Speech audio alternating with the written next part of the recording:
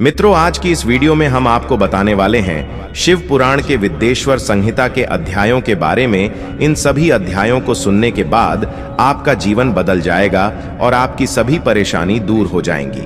तो अगर आप भी महादेव के सच्चे भक्त हैं तो चैनल को सब्सक्राइब करें और वीडियो को लाइक करें और कमेंट में हर हर महादेव जरूर लिखें।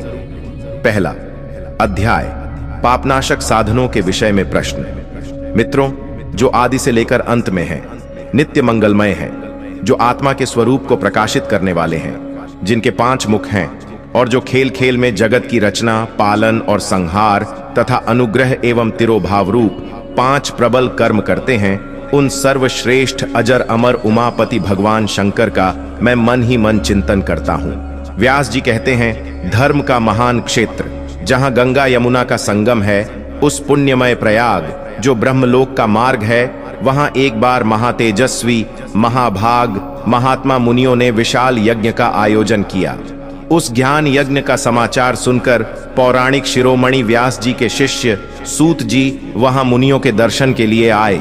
सूत जी का सभी मुनियों ने विधिवत स्वागत व सत्कार किया तथा उनकी स्तुति करते हुए हाथ जोड़कर उनसे कहा, हे सर्वज्ञ विद्वान रोमहर्षण जी, आप बड़े भाग्यशाली हैं। आपने स्वयं व्यास जी के मुख से पुराण विद्या प्राप्त की है। आप आश्चर्य स्वरूप कथाओं का भंडार हैं। आप भूत भविष्य और वर्तमान के झांता हैं। हमारा सौभाग्य है कि आपके दर्शन हुए। आपका यहाँ आना निरर्थक नहीं हो सकता। आप कल्याणकारी हैं, उत्तम बुद्धि वाले सूत जी। यदि आपका अनुग्रह हो तो गोपनीय होने पर भी आप शुभाशुभ तत्व का वर्णन करें, जिससे हमारी तृप्ति नहीं होती और उसे सुनने की हमारी इच्छा ऐसे ही रहती है। कृपा कर उस विषय का वर्णन करें। घोर कलयुग आने पर मनुष्य पुण्य कर्म से दूर होकर दुराचार में फंस जाएंगे, दूसरों की बुराई करेंगे, पराई स्त्रियों के प्रति आसक्त होंगे, हिंसा करेंगे, मूर्ख नास्तिक और पशु बुद्धि हो जाएंगे। सूत जी, कलयुग में वेद प्रतिपादित वर्ण आश्रम व्यवस्था नष्ट हो जाएगी। प्रत्येक वर्ण और आश्रम में रहने वाले अपने अपने धर्मों के आचरण का परित्याग कर विपरीत आचरण करने में सुख प्राप्त करेंगे। इस सामाजिक वर्ण संकरता से लोगों का पतन होगा, परिवार टूट जाएंगे, समाज बिखर जाएगा। प्राकृतिक आपदाओं से जगह जगह लोगों की मृत्यु होगी, धन का क्षय होगा, स्वार्थ और लोभ की प्रवृत्ति बढ़ जाएगी। ब्राह्मण लोभी हो जाएंगे और वेद बेचकर धन प्राप्त करेंगे। मद से मोहित होकर दूसरों को ठगेंगे, पूजा पाठ नहीं करेंगे और ब्रह्म ज्ञान से शून्य होंगे। क्षत्रिय अपने धर्म को त्याग कर कुसंगी, पापी और व्यभिचारी हो जाएंगे। शौर्य से रहित हो वे शूद्रों जैसा व्यवहार करेंगे और काम के अधीन हो जाएंगे। वैश्य धर्म से विमुख हो संस्कार श्वष्ट कुमार्गी, धनोपार्जन परायण होकर नाप तौल में ध्यान लगाएंगे। शूद्र अपना धर्म कर्म छोड़कर अच्छी वेशभूषा से सुशोभित हो व्यर्थ घूमेंगे। वे कुटिल और ईर्ष्यालु होकर अपने धर्म के प्रतिकूल हो जाएंगे, कुकर्मी और वाद विवाद करने वाले होंगे। वे स्वयं को कुलीन मानकर सभी धर्मों और वर्णों में विवाह करेंगे।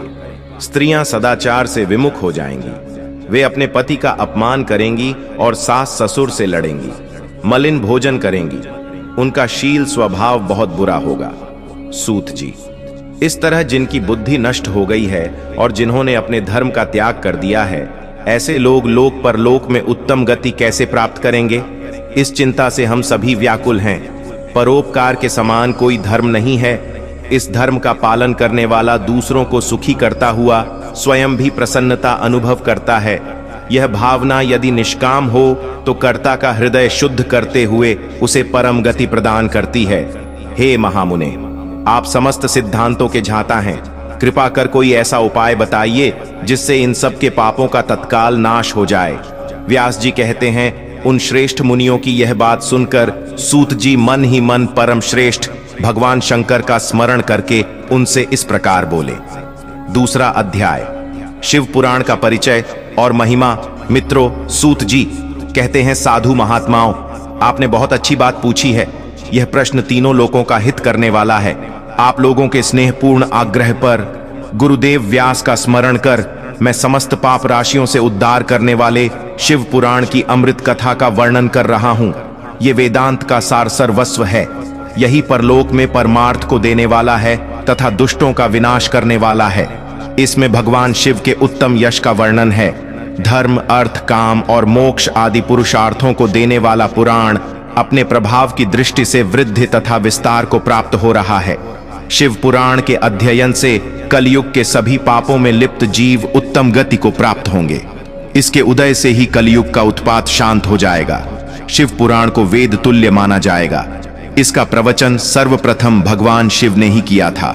इस पुराण के 12 खंड या भेद हैं। ये 12 संहिताएं हैं: विद्येश्वर संहिता, रुद्र संहिता, विनायक संहिता, उमा संहिता, सहस्त्र कोटि रुद्र संहिता, एकादश रुद्र संहिता, कैलाश संहिता, शतरुद्र संहिता, कोटि रुद्र संहिता, मात्र संहिता, वायवीय संहिता तथा धर्म संहिता। विद्येश्वर संहिता में 10,000 श्लोक हैं। रुद्र संहिता, विनायक संहिता, उमा संहिता और मात्र संहिता प्रत्येक में 8-8 हजार श्लोक हैं। एकादश रुद्र संहिता में 13,000, कैलाश संहिता में 6,000, शतरुद्र संहिता में 3,000, कोटि रुद्र संहिता में 9,000, सहस्त्र कोटि रुद्र संहिता में 11,000, वायवीय संहिता में 4,000 तथा धर्म संहिता में 12,000 श्लोक हैं। मूल शिव पुराण में कुल 1,00,000 श्लोक हैं, परंतु व्यास जी ने इसे 24,000 श्लोकों में संक्षिप्त कर दिया है।